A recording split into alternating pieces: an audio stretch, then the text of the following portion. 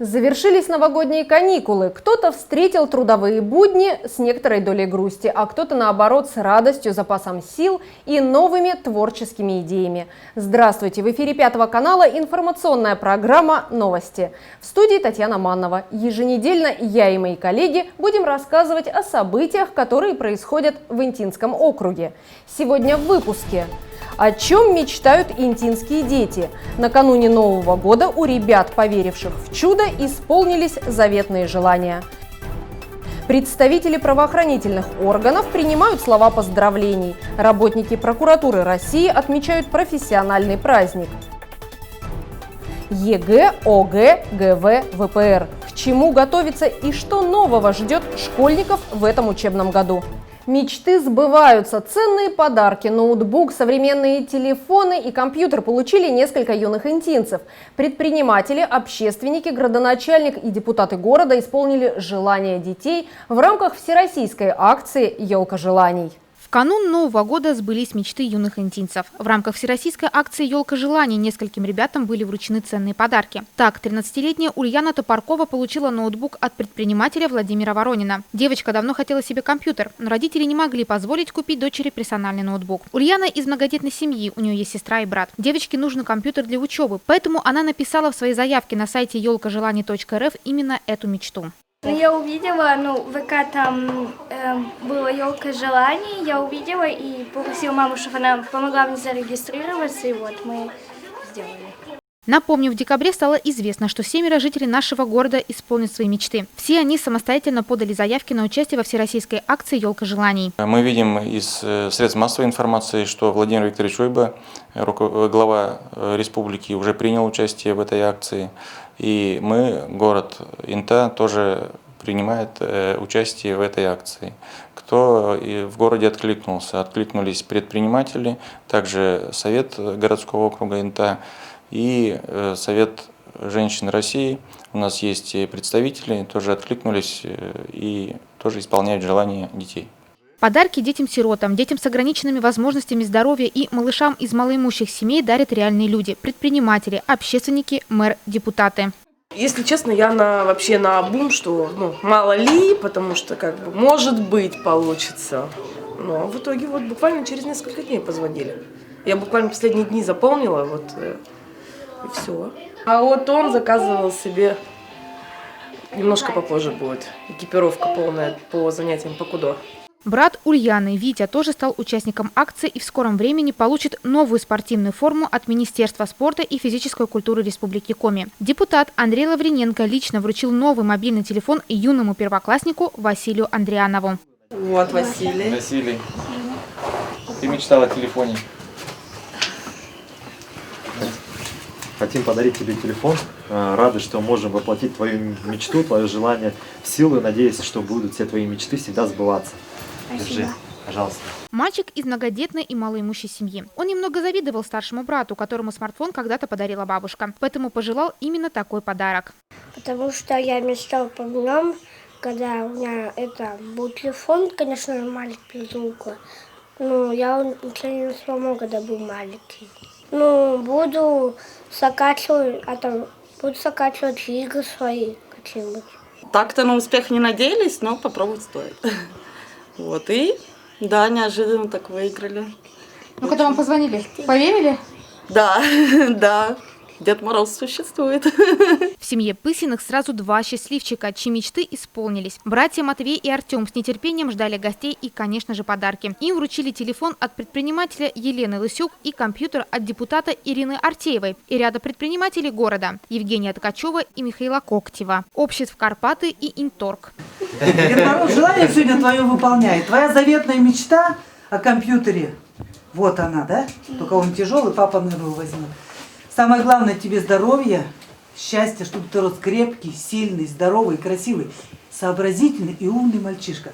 Я надеюсь, что это твое начало, твоего... Наша будущая звезда, наверное, будет, да? Да. Точно? С Новым годом, всего самого наилучшего. Все-таки чудеса бывают на этом свете. И Дед Мороз в самом деле есть. Он нам передал, а мы тебе принесли. Хорошо? Будь счастлив. И радуй родителей, и радуйся жизни. Хорошо? Спасибо. О том, что их семья получит подарки, родители мальчишек узнали из группы 5 канала в социальной сети. Они были удивлены и обрадованы, ведь когда подавали заявку на сайте «Елка желаний», даже не думали о том, что могут быть отобраны организаторами проекта. Мне знакомая ВКонтакте скинула ссылочку, ну и решили поучаствовать, спросили детей, что они вообще хотят, У них 2 заветных мечты было. В сентябре у них первая мечта исполнилась. Это старший хотел велосипед, ну а младший телефон хотел. Мы это в сентябре сделали, так им подарили. Бабушка с дедушкой помогли. Ну а тут решили вторую мечту ихнюю исполнить, так сказать.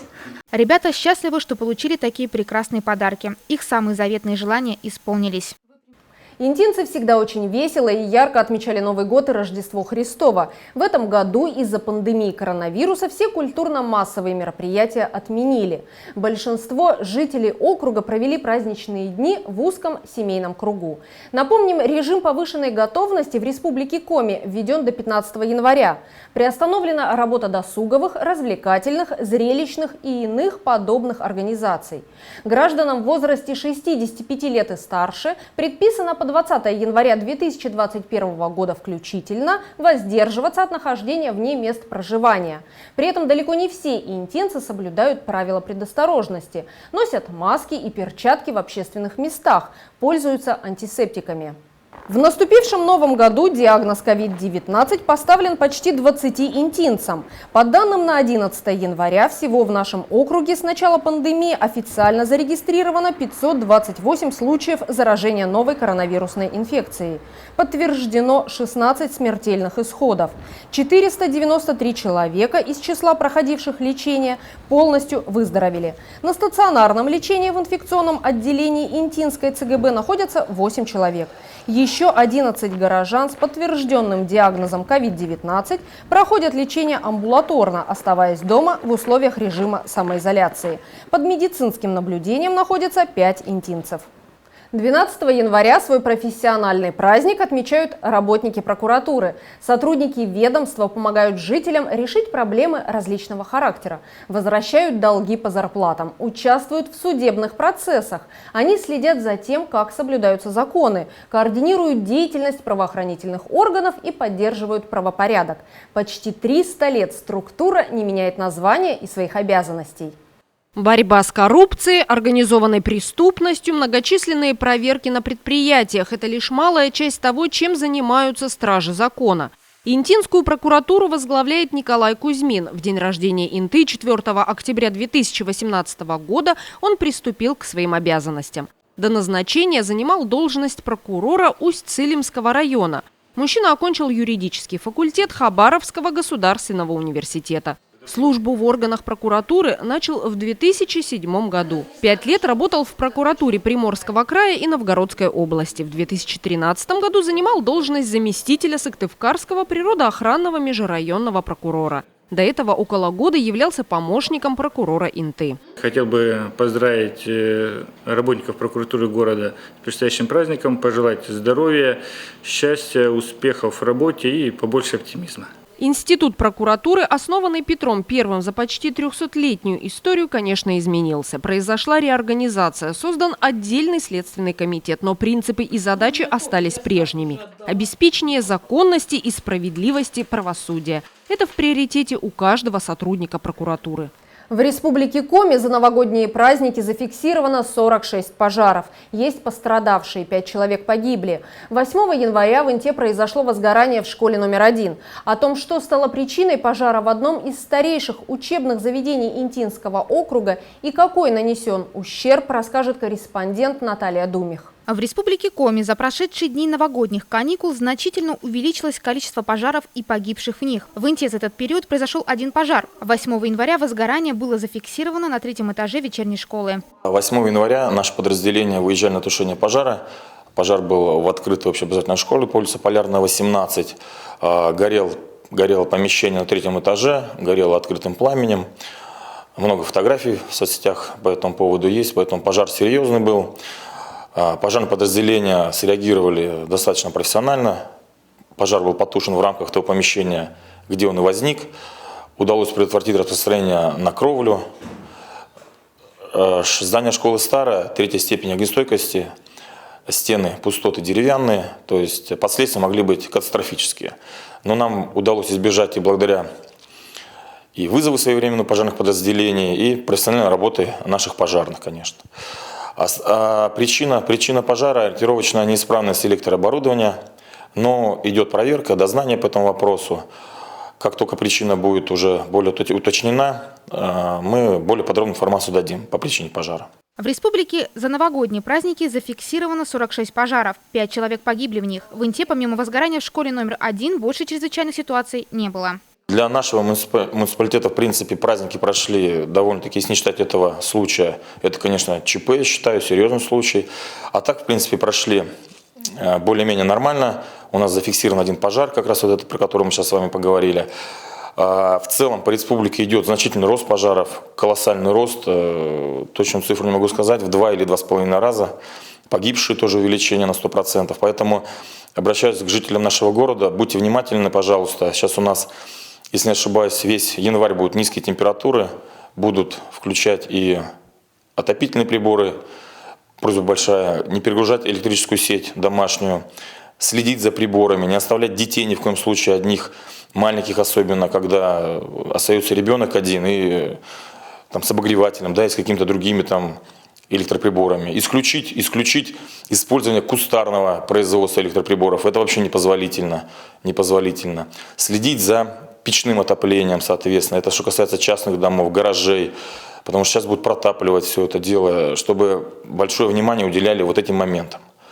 Ну а так, в принципе, хочу всем пожелать безопасности, дисциплины, потому что, как правило, 90% пожаров это по нашей, то есть наших граждан неосторожности, где-то не усмотрели, где-то не придали значения, а в итоге все выявляется в такие вот серьезные последствия. Администрация Инты, МЧС Республики, волонтеры ЦВР в течение праздников провели профилактическую акцию. На центральной площади всем интинцам раздавали памятки и рассказывали о необходимости соблюдения мер пожарной безопасности. Примите, пожалуйста, памятку по пожарной безопасности. Выключайте свет дома и берегите себя. Всего доброго. На протяжении всех новогодних каникул на территории Республики Коми, на территории именно Республики Коми возникла опасная ситуация в плане того, что увеличилось число пожаров, также произошла групповая гибель. Основные признаки, основные причины возникновения пожаров, наверное, стандартные. Это неосторожность при курении, несоблюдение требований пожарной безопасности при использовании печей, также алкогольное опьянение зачастую влияет на возникновение пожара. Так что наша акция приурочена, наверное, к усилению профилактических мероприятий на территории МОГУ-Инта. Совместно с представителями администрации вручаем памятки, объясняем жителям элементарные правила пожарной безопасности, как себя надо вести, как нельзя вести.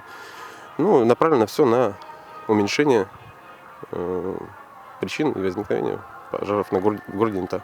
Любое чрезвычайное происшествие лучше предотвратить, чем справляться с его последствиями. В рамках пожарной безопасности необходимо уделять огромное внимание именно профилактической работе, считают пожарные и спасатели. В Инте у нас довольно-таки все спокойно, без каких-то происшествий.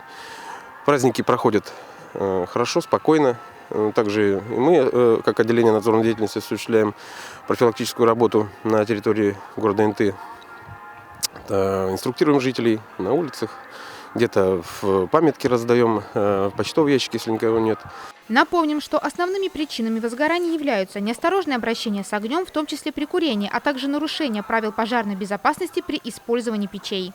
Необыкновенные снежные городки со сверкающими гирляндами и сказочными скульптурами. Ярко украшенные фасады и окна зданий продолжают создавать праздничное настроение горожанам.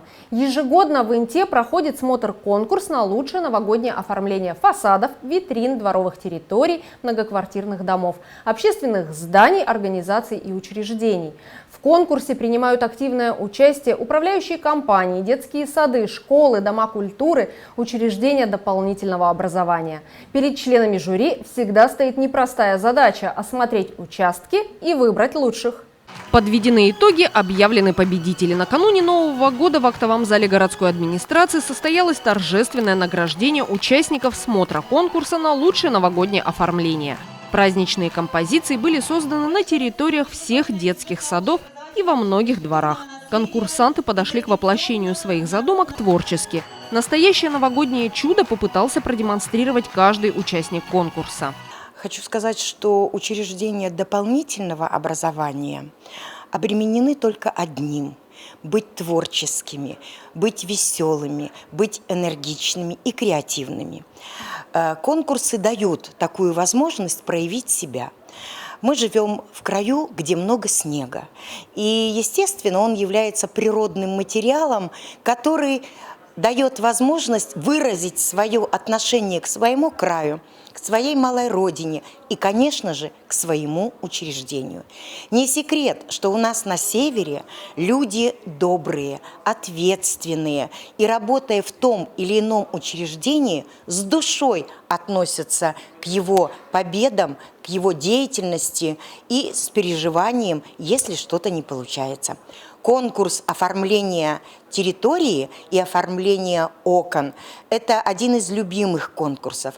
И даже мороз, и даже вьюга не перекроет путь к тому, чтобы сделать территорию уютной и привлекательной.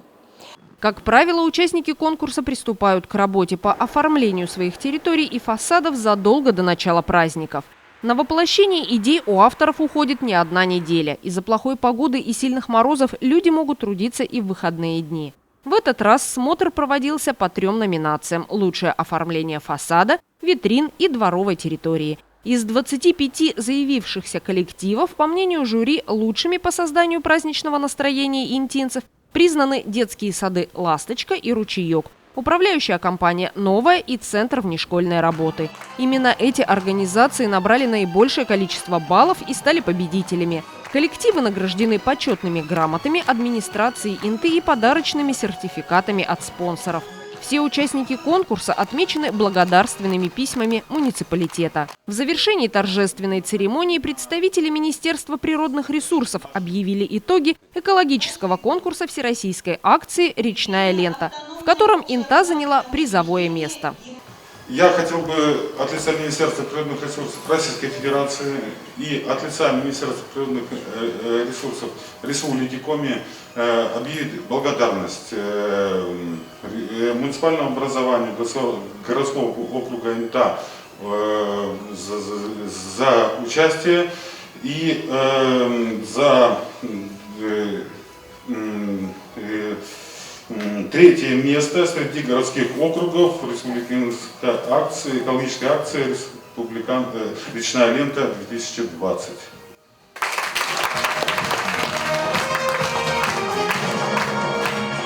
Главе округа была передана благодарность Министерства природных ресурсов, Центру внешкольной работы, на базе которого ежегодно трудится знаменитый интинский отряд мэра «Красная книга Республики Коми». Ежегодно Инту отмечают в различных местах. Мы не занимаем 2-е место, у нас либо 1-е, либо 3-е.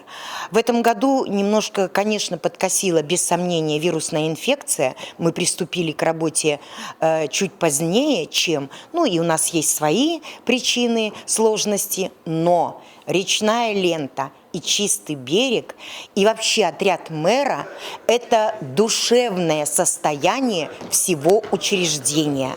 Речная лента всегда с нами, речная лента берега рек всегда мы там, и дети убирают очень охотно, и они знают, не должно быть там мусора, потому что это вызывает сердечно-сосудистые заболевания, грязь на берегах вызывает некрасивый вид, а мы должны соблюдать чистоту и красоту в нашем маленьком городе. Это дорогая для нас акция.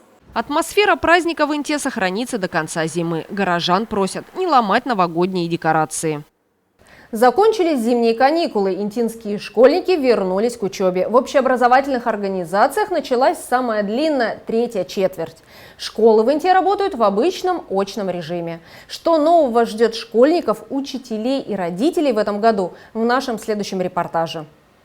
Соблюдение санитарных мер, связанных с пандемией коронавируса, останется в школах еще на 1 год. Согласно постановлению главного государственного санитарного врача России, требования к работе школ, лагерей и других детских организаций в условиях COVID-19 продлеваются до 2022 года. Во всех образовательных организациях составлены графики уроков и перемен. Контакты учеников из разных классов сведены к минимуму.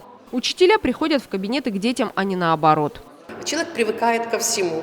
Конечно, у нас ребята любят ходить по кабинетам, особенно у нас обучение идет с 5 класса, пятиклассники, просто им нравится ходить по кабинетам, биология, физика, а приходится сидеть в одном кабинете. Но ничего, это временно, мы объясняем им. У нас не так много классов, кабинеты все у нас красивые, возможность есть выйти на переменочки ребятам посмотреть где-то что-то как-то, но меры предосторожности – это основное. Это основное, начиная с входа в лицей. Понятно, что все под контролем, температуру измеряем. В каждом кабинете есть дезинфицирующее средство, уборочка постоянно идет. Тут как бы все нормально. У нас дети с повышенной мотивацией к обучению, поэтому они стараются и хорошо учатся, любят свой лицей и очень послушные, выполняют все, что мы от них требуем. В связи с принятыми ограничительными мерами, связанными с пандемией коронавируса, внесены изменения в правила сдачи экзаменов.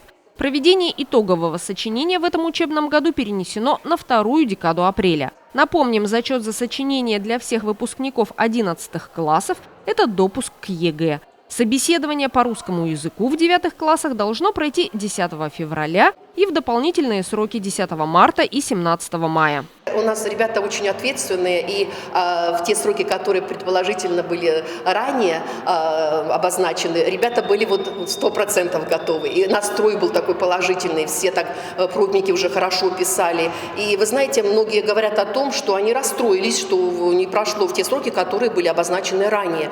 Почему, я спрашиваю? Ответы такие, что вот сейчас нужно посвятить все время подготовке к тем экзаменам, которые непосредственно нужны для поступления в вузы.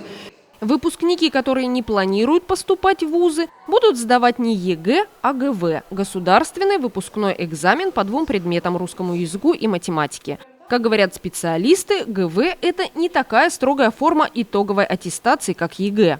Четко сказать, как это будет проходить, я вам не могу, потому что, опять же, хочу сказать, что нет официальных документов. Как он будет проводиться, пока мы не знаем, ждем документы.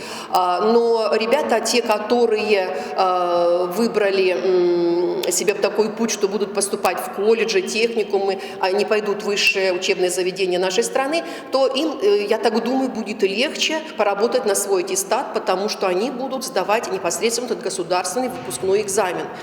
Где это пройдет, мы будем ожидать. И они работают на свой аттестат и не будут сдавать ЕГЭ. В этом учебном году в лицее номер 1 выпускаются 27 11-классников. 2 из них решили не сдавать ЕГЭ. Среди них будущий выпускник Артем Шабалин. Лицеист давно определился, кем он хочет стать и где будет учиться. Я после 10 класса решил сразу идти в Ухту, поступать там в колледж. Насчет ЕГЭ мне полегче будет, потому что я буду сдавать все предметы, и мне будет полегче поступать. Вот. А мама у меня работает по РЖД, и я тоже решил связать жизнь с железной дорогой. Что касается досрочного периода сдачи государственной итоговой аттестации для 11 класса и для 9 класса, то ее не будет, этого периода. Поэтому с 31 мая приблизительно по 2 июля предполагается, что будут сдавать ребята ЕГЭ те, которые собираются поступать в вузы. И, естественно, им придется сдавать обязательно русский язык. В 2021 году не планируется сдача ЕГЭ по математике база. Сдавать будут те ребята, которые будут профиль. У нас в лицее, в частности, многие сдают профиль. А вот те, которым не нужен профиль, то базу они сдавать не будут. 11-классник Леонард Дудкин решил не отказываться от прохождения испытания, чтобы продолжить образование в институте. Мальчик усердно готовится к ЕГЭ. Из предметов на выбор он решил сдавать физику и профильную математику. До конца января я уже окончательно определюсь с выбором вуза. И уже исходя из этого буду решить, какие экзамены нужны. Но сейчас я готовлюсь сдавать профильную математику и физику. Так, на всякий случай. Как готовишься? Ну, это тяжело, конечно, постоянно решать все это дело. Что касается итоговой аттестации в 9 классах, то основной период ОГЭ пройдет с 24 по 28 мая. Дополнительный период – начало сентября. Но сдача экзаменов в 9 классах обязательно только по русскому языку и по математике. Кроме того, останется один предмет по выбору. Проверка знаний пройдет в форме контрольной работы в своей школе.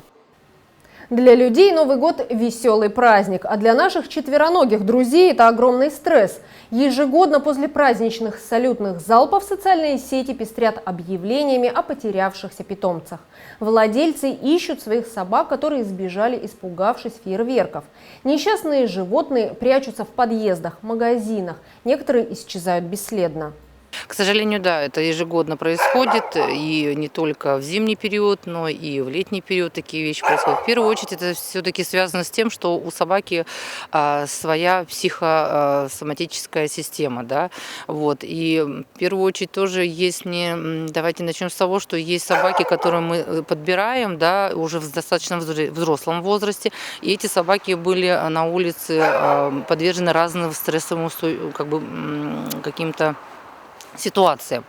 Например, либо резкие тормоза машины, либо резкие звуки, издаваемые мотоциклом, да, либо хлопки, издаваемые резкие. И вот в возрасте щенков они испугаются, и это очень закладывается в память. Естественно, что когда собака вырастает и вроде бы уже живет в домашних условиях, но вот эти вот хлопки дает подсознание о том, что это опасность. К сожалению, собаки тоже, я знаю, есть случаи по городу, да, о том, что в них стреляют. И у собаки запоминают это звук выстрела, звук хлопка, и тоже а петарды, которые издаются, да, звуки, они очень похожи на звук выстрела и на хлопки. Поэтому, к сожалению, собаки и убегают. Они начинают прятаться, бежать. Даже самые храбрые породы собак могут панически бояться громких звуков от петард и фейерверков. Специалисты советуют выгуливать своих четвероногих любимцев исключительно на поводке. Также необходимо повесить на ошейник собаки жетон с адресом и телефоном хозяина. Это все, о чем мы хотели рассказать вам сегодня. Следующий выпуск новостей смотрите в четверг в 18:30. В среду в вечернем эфире 5 канала не пропустите программу «Интернет-репортер». Всего доброго и до свидания.